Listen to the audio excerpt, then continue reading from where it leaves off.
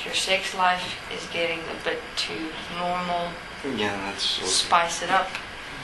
Again, but have a look in terms of the months when, because it's also related.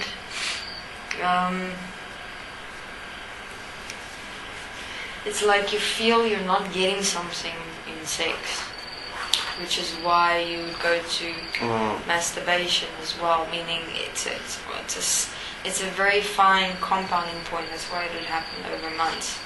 That you feel there is dissatisfaction within sex, meaning it's getting monotonous or it's not as spicy. No, it's not necessarily that. As far as I could see, what I must look at it, when I looked at it, I saw the fact that beforehand we didn't have sex for at least a week or like 2 weeks before that. So I was like kind of, and also I was pissed off at her for something that day. That's the day it started. I remember we hadn't had sex in a while, and I was angry at her for something, but we dealt with that afterwards. And okay, but remember, you can't use those points even as excuses, though. No. If there's no sex, initiate sex. Okay. Yeah, but she's like a bloody wall. It's like really annoying sometimes. So, in essence, you've got to. Yeah. You've got to provide. On both sides. I mean, sex is like food for the body and self, so to speak, especially in this reality, especially for young people. Yeah. And sex can be so much more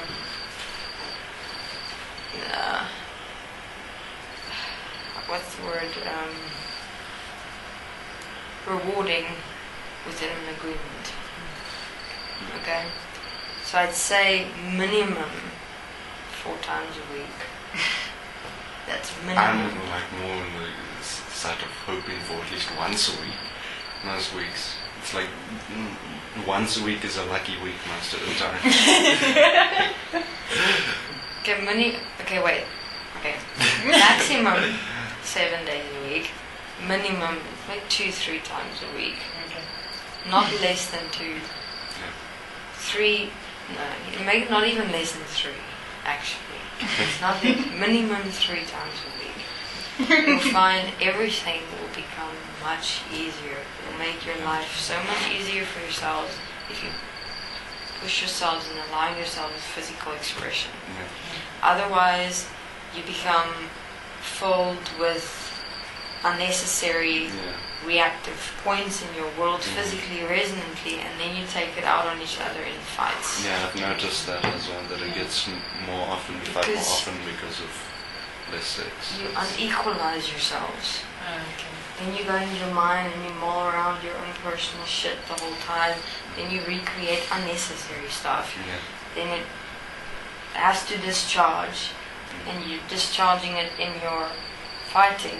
Yeah. Instead of just always walking in equilibrium with each other in your physical bodies, in support of each other, which happens through sex. Through sex, you bring yourself here back into the physical. Do it random times during the day. Yeah. It will release a lot of things. It will be an unconditional release. In terms of agreement, it doesn't go into the whole relationship construct where it feeds the mind in terms of the energy stuff. Make sure you don't go into your mind while you're having sex. Just stop it, you just move through it. I mean, if thoughts and things come up, you just move. Move, focus, touch, physical, here. What else? You'll feel cleaner, fresher. Everything will become brighter. Yeah. Really. Sex is the greatest gift you can give to yourself, especially in agreement. No less than 3 times a week. You won't have any fighting. You don't need fighting in an agreement or in life. I mean, it's not entertaining, it's not fun, and it doesn't serve any purpose but harm. So You've got your point. You've got to walk this point now for yourself. Yeah. Your self-directive, self-honest statement. In relation to that, you both have to at least have a minimum of sex 3 times a week, which will then solve the fighting and the unnecessary mini reactions that you experience now and then. It's not necessary. And then your flogging as an example, what you've walked through from the beginning up to now, how you've set your agreement, how you're walking it. What other points were there? Oh, the scene in your SRA meetings so that you can start seeing with him. Maybe a question about body grid. He's like very effective at finding the points on the body and working with that. Yeah, and it's we're not nothing allowed to do personal. it anymore for SRA. You can't do body grid on SRA anymore. Well, then maybe don't do it as a body grid. Maybe just in terms of your agreement, use it for you to be able to specify your seeing and show her how you see. Yeah. But I'd prefer before the showing, maybe just be an example, meaning touch the point, see what you see. I mean, it's the same that Jeanette does in terms of reading Bernard's physical body. The points when there's pain, it's at the point. Yeah. He's been able to do that for a long time, since he was quite young. He just hasn't developed it to be much more effective. Where you'll be able to then eventually start seeing without having to touch. Yeah. You can, but we'll get there later. For now, first touch, develop your seeing. And you'll start moving out in the greater world, so to speak. Okay. Anything else? Are you clear? Not completely. Anything else?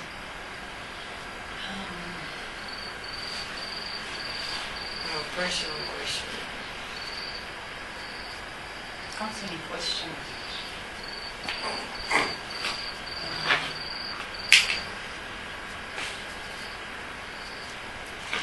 Remember, sorry, I didn't say.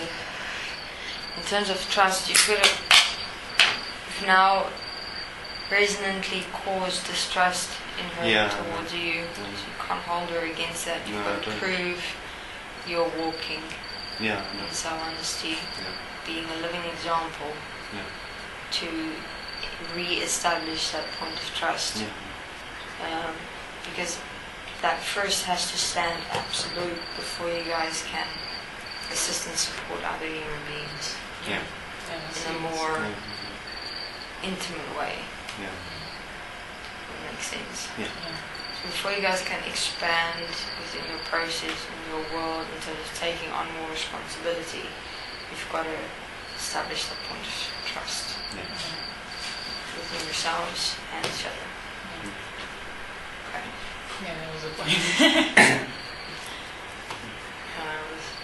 Clear. Yeah, I was like, so every time it's like, I stop, and then every time it's like,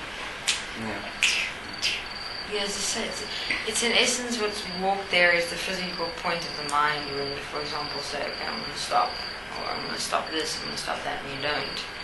And it's how self-trust has been fucked completely when you negate on your own words. I mean, that's a huge thing to regain that point of self-trust when you say something and you do it. So I mean, that should also be a point of agreement made between if I say I stop, and it's done, and I walk. I mean, if you can get that always,